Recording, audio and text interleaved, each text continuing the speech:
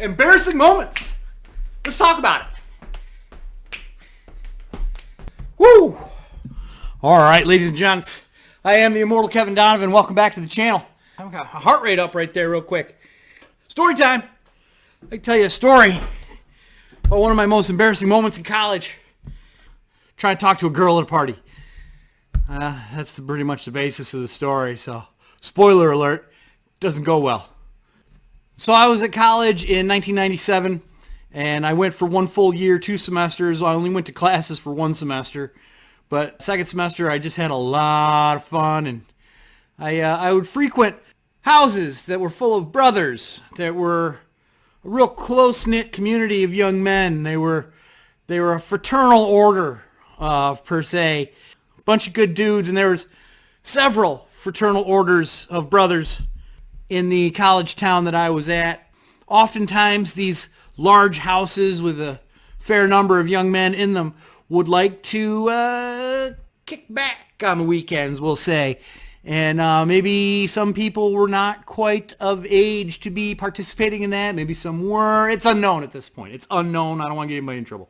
There's a lot of fun to be had in college, and going to these fraternal order of brothers houses on the weekends was quite entertaining, to say the least. In my second semester, I'd kind of stopped going to classes and just kept going to parties pretty much, and enjoying myself on the weekends. Throughout doing that, you get to meet the party crew, the people that generally go out on the weekends, the people that are hanging out, the people that are drinking and doing that kind of stuff. And there was one young lady that would go out that I had met. She was a freshman that year as well as I was. And her and I were pretty much the same age, pretty close. She was just so pretty. I thought she was just amazing. Her first name was Robin. She had long blonde hair, was a little curly. She had blue eyes. She was just gorgeous. I thought she was just the prettiest thing in the world. And I really wanted to date her. I wanted to have this young lady be my girlfriend, and I wanted to do romantic things with her, not just be a dirty 18-year-old perv boy. I wanted to be like a nice dude and actually like take her out on dates and hold doors and hold her hand and sit on a park bench in the evening under the moon and like have romantic experiences and such. However, it didn't work out that well for me. So, like I said, I had known this young lady throughout being, we were in the same grade. Obviously, we were freshmen at school together. We weren't in any of the same classes that I recall. I was going for a completely different major than she was, so we weren't really in the same academic areas together. But we were definitely in the same social areas together. We ended up at a lot of the same parties, knew a lot of the same people through that kind of stuff. I don't know if she ever talked to me just because I was on the lacrosse team or I was on the football team. Maybe. I don't know. I really don't know. I wasn't that cool, to tell you the truth. I mean, I thought I was. Don't get me wrong. I thought I was cool as shit. I wasn't that cool. I really that much of a ladies' man. I didn't have a lot of game back then. I don't know that I have a lot now. But I remember knowing her, we knew each other, so I felt okay to just walk up and talk to her. I never really had expressed to her how much I thought she was attractive and how much I actually wanted to be in a relationship with her. Anyway, during the second semester, I'm doing more partying than schoolwork, a lot more partying than schoolwork. I find myself at one of these fraternal brotherhood houses with some libations, enjoying a soiree in their lovely establishment, which was pretty fucking dirty. It was just pretty dirty. You know, frat house. It's dirty. Smells like stale beer, old cigarettes. This is the late 90s. Everybody smoked inside. It was not the cleanest of places.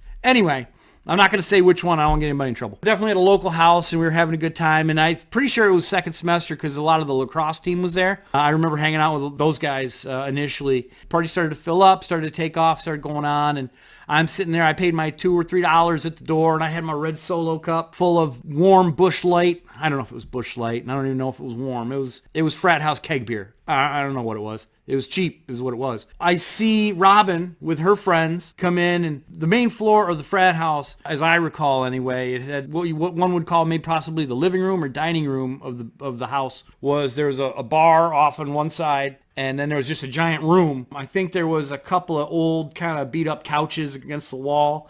And they had, back in the 90s anyway, speakers were different back then. They were just big, giant boxes. I can't even put it in frame. The speakers, they're called drivers, were like 15-inch, just woofers, drivers. They had these tweeter horns. They were just big plastic horns that would just blast out sound. These things were mega loud.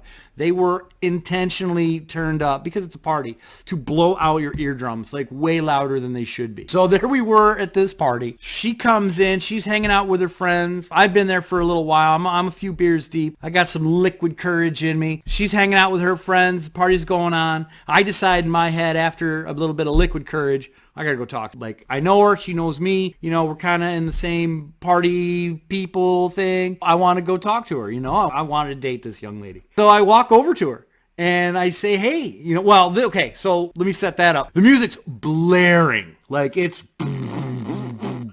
Actually, I think it was rock and roll at the time, so it was... So it's jamming, right? Like, you can't hear. Kind of that kind of thing where you have to invade somebody's space and then talk right into their ear. But you don't talk soft. You invade their space, you're like, hey, how's it going? Like that kind of thing. Like, you're yelling into their ear like that far away, just so they can hear you. It's that kind of volume going on. So small talk wasn't the greatest idea of mine. What I should have done is say, hey, do you want to get out of here, take a walk, and have a chat with me? Maybe that would have went a lot better. I think that would have been a more successful thing. I don't know if she would have gone, but I had given her no reason to not trust me. I was never mean. I wasn't creepy. Maybe I was creepy. I don't know. I was 18 years old, so I was probably creepy. I just wanted to get to know her. I just wanted to hang out with this girl. Anyway, there we are at the party. I lean in. Hey, how's it going? Can I get you a drink? A drink. Like, they're like I could have got her something other than warm Busch Light from a keg. I'm like, yeah, let me get you a martini. Yeah, they're not serving martinis right now. Can I get you a Sea Breeze? Yeah, they're not doing that. They're not.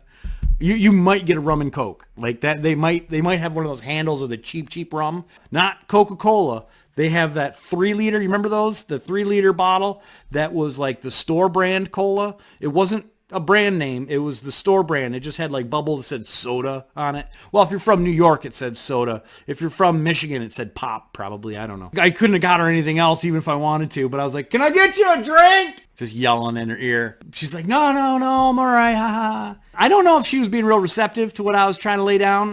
Like I said, I didn't have a lot of game back then. Like, I don't know that I have a lot now, but I was just doing my best. I just knew not to be mean to her, not to be a jerk. And her and I had conversations at parties before where I had made her laugh and I had made her giggle. And I knew that I kind of like, hey, I'm coming. I'm going to talk to you and I'm going to make you laugh. And she was like, oh, okay. No, I wasn't sure if she was interested in me at all. I'm going to probably lean towards I don't think she was interested in me very much. I was definitely interested in her, and I wanted to shoot a shot. So it's loud, it's crazy. I'm leaning in her ear. I'm trying to make small talk. I'm like, what's going on? Anything new? Like, how'd you do on your last test? Like, we're in school and doing stuff. So she's not really having it. She's not really going for it. And my timer's already clicking in my head like, oh man, this isn't going good. You're screaming in her ear. She's kind of like, this isn't going well. You got to do something. This isn't working out. You got to bail soon or you got to do something. So in my infinite wisdom, I decide just ask her a big question. Now also, mind you, to set this up as well, not only are the big speakers blaring, but the source of the music, this is 1997, the source of the music were CDs.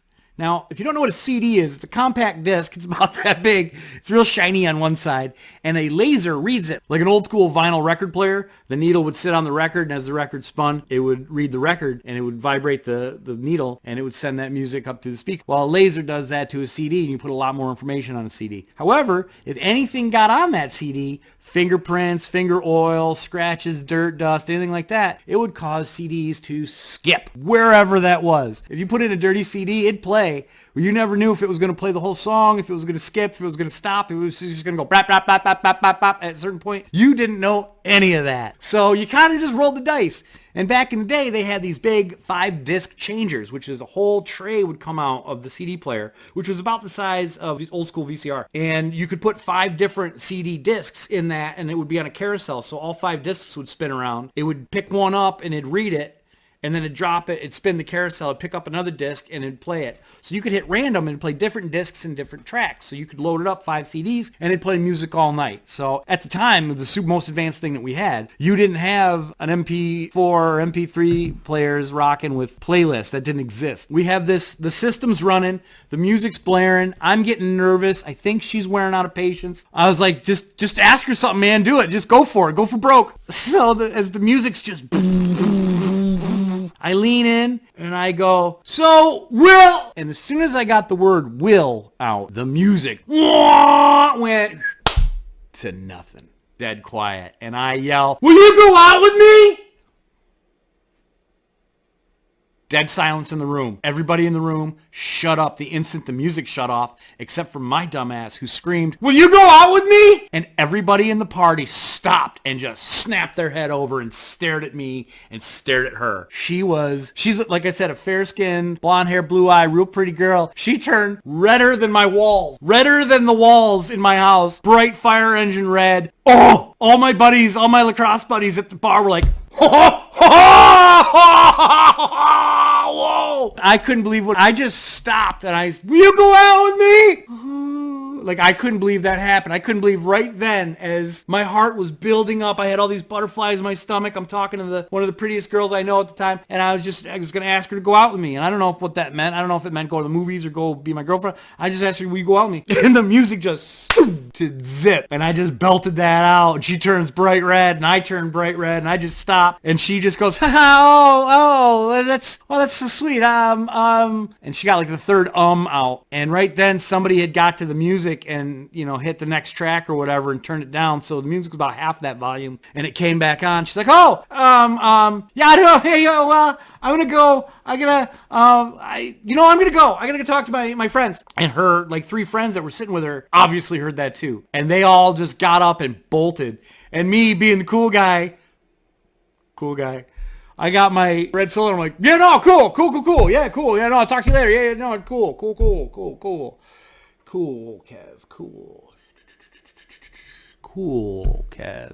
And I walk over to my buddies, the lacrosse guys at the bar, and they were just like, how'd that feel? And I was like, yeah, I don't want to talk about that one. So that was just one of the most embarrassing things that happened to me in college. Trying to talk to a girl, asked her out right when the music dropped, and boy, embarrassing stuff. I'll tag a bunch of people that I remember from college. If you remember that story or anything about it, please leave a like, comment, whatever. And you know what? Never mind. Don't do that. I'm not going to tag anybody. This is a dumb story anyway. I might not upload this. I might. I don't know. I need content, so I might upload it anyway. So I am the immortal Kevin Donovan. Please like, share, subscribe. Thanks for coming back. I hope to share another story time coming soon. I got a lot more stories to tell, so that was just one of many. Until then, I hope everybody has a pleasant day, evening, week, month, year. I hope everybody's doing good, and I hope you stay good. I'll catch you next time for story time. Until then, peace.